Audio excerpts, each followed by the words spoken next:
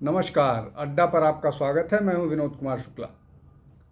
बिहार में आज बिहार की चर्चा करते हैं। बिहार में अभी भी INDIA अलायंस व्यवस्थित नहीं हो पाया है और लगातार कुछ न कुछ इस तरह की सूचनाएं, खबरें आ रही हैं जिससे लग रहा है कि वो चुनाव लड़ने को लेकर के या चुनाव में उनको मुश्किल आने वाली है। एक दूसरे के खिलाफ ही बहुत सारी जगहों पर वो लड़ते हुए नज़र आ रहे हैं। कल राजीव रंजन या पप्पू यादव, जिस बेहतर नाम है उनका, बेहतर इसी नाम से जाने जाते हैं, उन्होंने पूर्णिया से नॉमिनेशन भरा इंडिपेंडेंट कैंडिडेट के तौर पर और ये कहा कि वो उनको कांग्रेस का समर्थन है और वो कांग्रेस छोड़कर कहीं नहीं जा रहे हैं। कांग्रेस के कार्यकर्ता हालांकि या कांग्रेस का कोई लीडर उनके नॉमिनेशन में शामिल नहीं हुआ। उनकी पत्नी छत्तीसगढ़ से राज्यसभा में हैं। इसके पहले वो सुपौल से 2 टर्म लोकसभा चुनाव जीत चुकी हैं। कांग्रेस की महासचिव भी हैं। कांग्रेस में आने के पीछे जो पप्पू यादव की मंशा थी कि जो सुपौल का प्रभाव क्षेत्र है, जहां लगभग सुपौल जिसको कह लीजिए कमिश्नरी, वहाँ सुपौल की 4 सीटें उस कमिश्नरी की और पूर्णिया की 4 कमिश्नरी। ये अगर आप दोनों मिला दीजिए, पत्नी और पति के प्रभाव क्षेत्र को, हालांकि वो भी प्रभाव क्षेत्र पप्पू यादव का ही है, तो लगभग 8 सीटें हो जाती हैं और वो एक बड़ा इलाका है।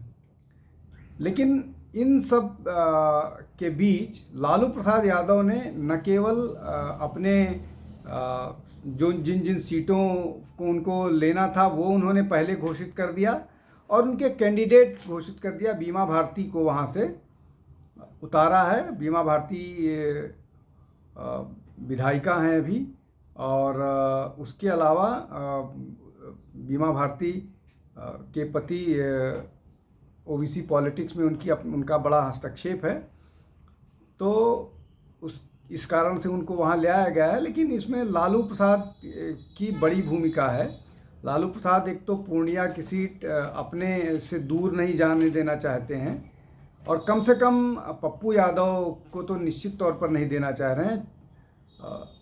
पप्पू यादव के कांग्रेस में जाने से पहले उनकी एक मीटिंग हुई थी और लालू प्रसाद यादव ने उन्हें बोला कि पूर्णिया छोड़ करके वो सुपौल या किसी अन्य सीट पर चले जाएं और हमारे साथ आ जाएं, उनको समर्थन किया जाएगा। लेकिन पप्पू यादव पूर्णिया सीट छोड़ने के लिए नहीं तैयार हैं। अब छोड़ने के लिए इसलिए नहीं तैयार हैं कि वो उस इलाके में अपना प्रभाव या प्रभुत्व स्थापित करना चाहते हैं। वो कई टर्म के MP खुद हैं। जैसा मैंने बताया कि अगर पूर्णिया और सुपौल दोनों को जोड़ दिया जाए तो लगभग 8 लोकसभा क्षेत्र हो जाते हैं उस कमिश्नरी के और एक बड़ा क्षेत्र हो जाता है। ये पप्पू यादव को अगर इस पूरे इलाके में उनका स्वे होता है, इस पूरे इलाके में उनका कंट्रोल होता है, तो उनकी बार्गेनिंग पावर बढ़ेगी। बार्गेनिंग पावर बढ़ती है और इसीलिए पप्पू यादव पूर्णिया से लड़ना चाह रहे थे और सुपौल वाला क्षेत्र भी। लेकिन लालू प्रसाद यादव इन सबको भांपते हुए उन्होंने न केवल इस तरह के सभी सीटों पर जो किसी भी तरह से उनके पुत्र या उत्तराधिकारी तेजस्वी के लिए भविष्य में भी खतरा बन सकते हैं, वो उन्होंने रोक दिया और पप्पू यादव को पूर्णिया से टिकट न दे करके वही किया।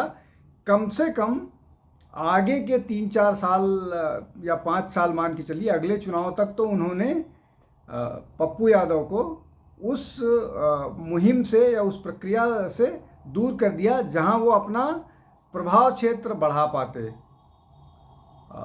अब 5 साल बाद की क्या स्थिति होगी, ये तेजस्वी यादव को खुद निपटना होगा। लेकिन ये काम लालू प्रसाद ने बहुत बेहतर ढंग से कर दिया।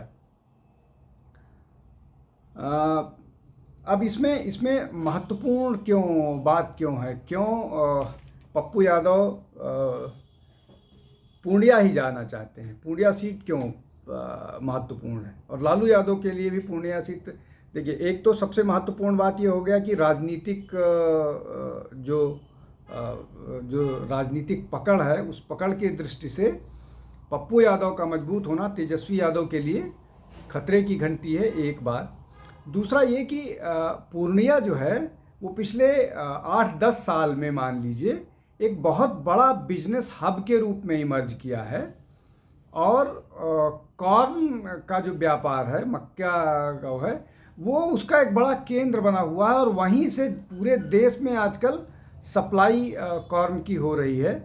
मतलब वहीं से, वहाँ से साउथ के, दक्षिण के प्रदेशों तमिलनाडु और केरल तक पहुँचाया जा रहा है, और बिजनेस एक्टिविटीज़ वहाँ बहुत तेज़ी से बढ़ी हैं। उन परिस्थितियों में पप्पू यादव जैसा व्यक्ति निश्चित तौर पर ये चाहेगा कि वो वहाँ पर अपना प्रभाव बढ़ाए, और उस प्रभाव के आर्थिक फ़ायदे भी हैं, उसका आर्थिक पहलू भी है जो मैंने बताया। और इस बात की जानकारी निश्चित तौर पर सरकार में रह चुकी राष्ट्रीय जनता दल को है, लालू प्रसाद यादव को भी होगी और उनकी पार्टी को। तो इसलिए किसी भी तरह से वो वहाँ पर पप्पू यादव का कंट्रोल नहीं देना चाह रहे हैं। अब जो जिस तरह की परिस्थितियाँ इमर्ज हो रही हैं, उन परिस्थितियों में कांग्रेस का कोई मजबूत बेस वहाँ नहीं है, और मजबूत बेस नहीं है तो चुनाव कैसे जीत पाएंगे। और ऐसा कहा यह जा रहा था कि अगर पप्पू यादव के साथ कुछ वोट बैंक इस INDI अलायंस में जुड़ता है तो वो अच्छे लक्षण थे, शुभ लक्षण हो सकते थे INDI अलायंस के लिए। लेकिन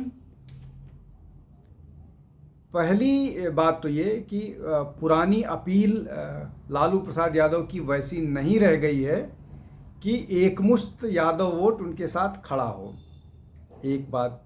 दूसरा ये कि पप्पू यादव का अपना प्रभाव क्षेत्र है, और पूर्णिया और सुपौल ही उनका प्रभाव क्षेत्र है, तो उसमें वो निश्चित तौर पर अपनी कम्युनिटी पर भी उनका प्रभाव दिखता है, और दिखेगा इसलिए कि वो चुनाव कई बार वहाँ से जीत के आए हैं। तो अगर वो इंडिपेंडेंट लड़ेंगे और वो आसपास घूमेंगे तो यादव वोट का बंटवारा होगा, दूसरा फैक्टर। तीसरा फैक्टर ये है कि यादव वोट का बंटवारा हो गया। बीजेपी ने यादव वोट पहले से ही तोड़ना शुरू कर दिया है उत्तर प्रदेश और बिहार दोनों जगहों पर। बिहार में प्रमुख तौर पर बहुत सारे यादव नेता इमर्ज किए हैं और वो बीजेपी में हैं। यहाँ तक कि गृह राज्य मंत्री भी यादव समुदाय से था। बिहार मतलब केंद्र में जो गृह राज्य मंत्री हैं वो उसी समुदाय से था, तो वो वहाँ पर भी है। प्लस बिहार में जो NDA अलायंस है, जनता दल यू, बीजेपी, हम और उपेंद्र कुशवाहा की पार्टी, तो ये प्लस लोक जनशक्ति पार्टी चिराग पासवान की, तो ये सब देखने के बाद जो NDA का कुनबा है वो न केवल मजबूत है बल्कि उनके वोट भी एक दूसरे को ट्रांसफरेबल हैं। जो नॉन यादव OBC हैं, MBC भी कुर्मी कम्युनिटी नीतीश जी की है। तो अगर इन सब को देख लिया जाए तो जो वोट का या जो वोटर्स हैं वो टिल्टेड दिख रहे हैं NDA की तरफ।